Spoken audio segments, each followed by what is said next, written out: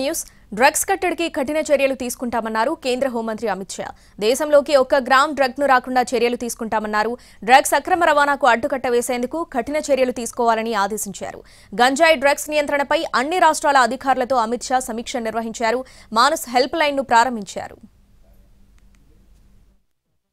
Drugs కు అలవాటవుతున్న విద్యార్థులు యువత తమ జీవితాలను నాశనం చేసుకుంటున్నారు. ఇలాంటి పరిస్థితుల్లో కేంద్ర హోంమంత్రి అమిత్ షా కీలక ప్రకటన చేశారు.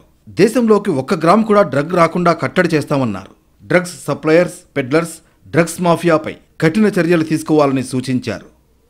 నార్కోటిక్స్ కోఆర్డినేషన్పై అమిత్ షా వీడియో కాన్ఫరెన్స్ నిర్వహించారు. కాన్ఫరెన్స్లో అన్ని రాష్ట్రాల సీఎస్లు, హోంశాఖ ముఖ్య కార్యదర్శులు, ఉన్నతాధికారులు పాల్గొన్నారు. దేశంలో గంజాయి, మాదక ద్రవ్యాల నియంత్రణపై చర్చించారు. డ్రగ్స్ సరఫరాదారులపై కఠినంగా వ్యవహరించాలని ఆదేశించారు. డ్రగ్స్ అక్రమ రవాణాను అరికట్టేందుకు 2 విధానాలు అవలంబించాలని దర్యాప్తు సంస్థలకు సూచించారు.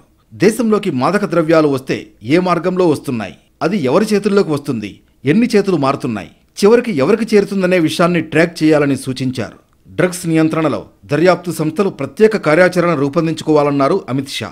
2047 నాటికి భారత్ను అన్ని రంగాల్లో అగ్రగామిగా ఉంచాలని ప్రధాని మోడీ లక్ష్యంగా పెట్టుకున్నారని, డ్రగ్స్ మహమ్మారి నుంచి యువతను దూరంగా ఉంచడం ద్వారానే ఇది సాధ్యమవుతుందన్నారు అమిత్ షా. ఇక ఈ వీడియో కాన్ఫరెన్స్లో పాల్గొన్న ఏపీ సీఎస్ నీరబ్ కుమార్ రాష్ట్రంలో గంజాయి, ఇతర మత్తు పదార్థాల నియంత్రణకు చేపడుతున్న చర్యలను వివరించారు. ఆంధ్ర, ఒడిషా సరిహద్దుల్లో గంజాయి సాగు చేయకుండా గట్టి నిఘా ఏర్పాటు చేశామని చెప్పారు. మాదక ద్రవ్యాల నియంత్రణకు ప్రత్యేక టాస్క్ ఫోర్స్ ఏర్పాటు చేయనున్నట్లు తెలిపారు ఏపీ సీఎస్.